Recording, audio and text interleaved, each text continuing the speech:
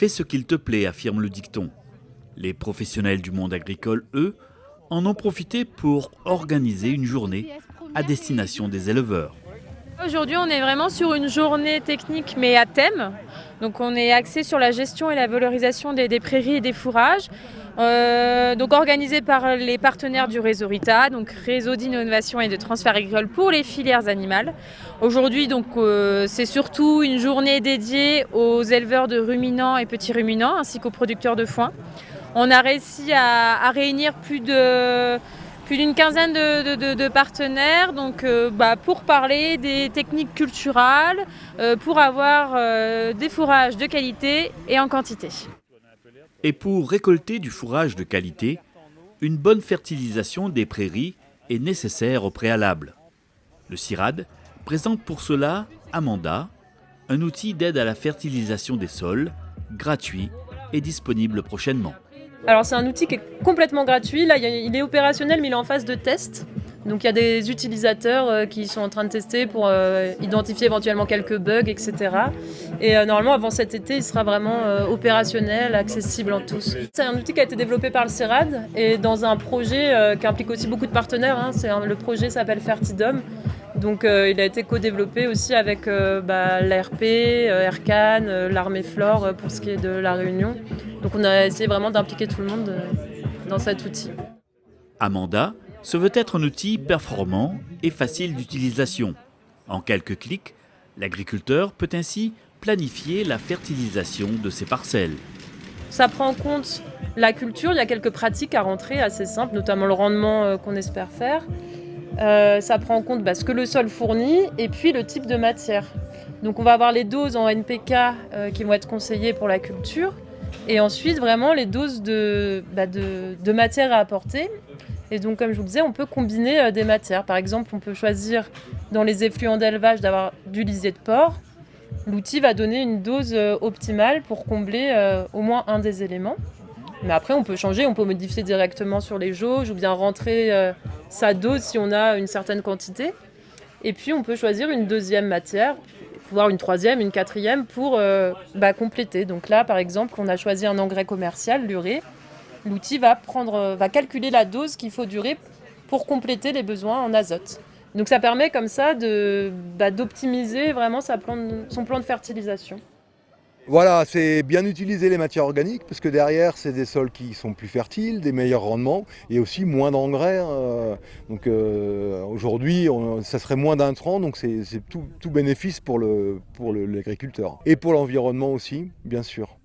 Si on fait du meilleur fourrage pour l'éleveur, ça sera aussi quelque part des économies au final, une meilleure production. Voilà, c'est améliorer la qualité des fourrages. Derrière, ça veut dire j'ai moins besoin de distribuer de compléments et aussi augmenter les rendements. C'est les deux volets, l'augmentation des quantités de fourrage produits et l'augmentation de la qualité des fourrages.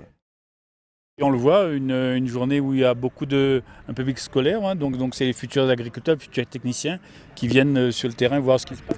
Voilà, comme à chaque fois, c'est sur nos journées techniques pro, on laisse quand même ouvert à un public scolaire, surtout qu'aujourd'hui on a l'occasion aussi d'avoir un stand animé par le lycée agricole de Saint-Joseph et la MFR Plaine des Palmistes qui ont l'année dernière travaillé sur la création de jeux pédagogiques sur le thème des prairies.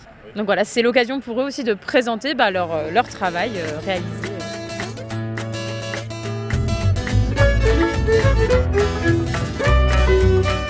Le but du jeu, c'est un éleveur. Donc nous avons plusieurs problèmes. Et cet éleveur se tourne vers nous afin qu'on lui apporte des solutions. Donc nous pouvons très bien être des collègues, nous-mêmes éleveurs, ou bien des techniciens.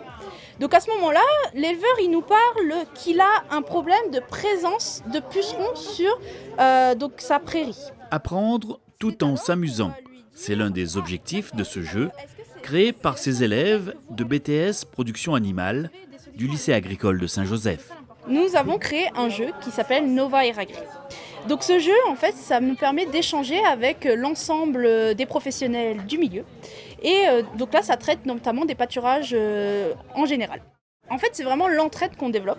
En se confrontant, on va trouver ensemble de nouvelles idées. Ça peut tout aussi s'emboîter les unes avec les autres et apporter au long terme une meilleure solution et contribuer justement à l'entraide. Il faut savoir qu'on est un petit territoire et on a cette chance-là d'être à proximité les uns des autres. C'est très bien illustré, bien expliqué et surtout ça permet de connaître les bases et surtout c'est d'aborder la connaissance par le jeu et c'est ça que je trouve très intéressant. Là, ils vont devenir techniciens et c'est aussi quelque chose qu'ils vont pouvoir réappliquer quand ils feront des réunions avec les éleveurs en fait. Donc voilà, maintenant on essaye d'aborder les notions plus en je parle et on écoute à travers des jeux sérieux. Et après, alors je ne sais pas s'ils ont expliqué, mais dans le jeu sérieux, il n'y a pas de perdant ni de gagnant. Voilà, on fait que d'apprendre. Apprendre à bien récolter le fourrage est tout aussi primordial. De la fauche à la mise en balle ronde de l'herbe, toutes les étapes du chantier d'ensilage doivent être réalisées avec soin. Alors après la fauche, on a réalisé une opération de fanage, c'est-à-dire qui consiste à étaler le maximum possible l'herbe qui a été fauchée pour qu'elle perde le plus rapidement possible son eau et atteigne un degré d'humidité qui soit aux environs de 60%. Et à ce moment-là, une fois qu'elle atteint ce degré d'humidité, on va pouvoir l'ensiler, l'enfermer en anaérobie, et ce qui permet de conserver les valeurs nutritives de l'herbe pour pouvoir consommer cette herbe beaucoup plus tard. Alors déjà, pourquoi est-ce qu'il faut qu'on conserve du fourrage? En fait, l'idée, c'est de pouvoir stocker pour avoir du fourrage disponible quand la saison ne permet pas d'avoir de l'herbe suffisamment. Donc là, on a besoin de conserver du fourrage. Alors il y a deux principales voies de conservation du fourrage. Une conservation par voie humide. Donc principalement, ça va être soit des silos couloirs, soit de l'enrubanage, comme on le voit ici.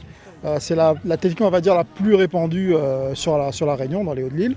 Et puis après, on va voir la technique par voie sèche, qui est le foin, où là, en fait, ça va être le même concept avec des boules sans plastique. C'est-à-dire que le foin, il est dépourvu d'eau, il est plus sec, donc on a moins besoin de le conserver, en fait. Voilà. Finalement, la qualité de l'aliment, du fourrage, c'est primordial pour l'éleveur, quoi. Ah bah pour l'éleveur, oui, parce qu'il y a un intérêt économique derrière, c'est-à-dire que ces animaux sont en bonne santé et permettent à lui de jouer aussi sur la complémentation en concentré à côté. Donc il a tout à gagner. Il a tout à gagner à travailler là-dessus, sur la qualité du fourrage en fait. Et les éleveurs ont vraiment progressé là-dessus sur les 10-15 dernières années, où avant les éleveurs ils récoltaient un petit peu ce qu'ils pouvaient, et puis aujourd'hui les éleveurs sont très techniques là-dessus. Les gars ils progressent. Grâce notamment à l'accompagnement que vous, techniciens, vous leur apportez, quoi. Oui, bah, c'est l'accompagnement du monde agricole autour. Donc voilà, et puis les éleveurs aujourd'hui, les innovateurs, les testeurs, des fois dans un petit coin, ils essayent, et des fois c'est même nous qui ça cherche un petit peu l'info exacte aussi. Ils marchent dans les deux sens en fin de compte, elle n'est pas que descendant.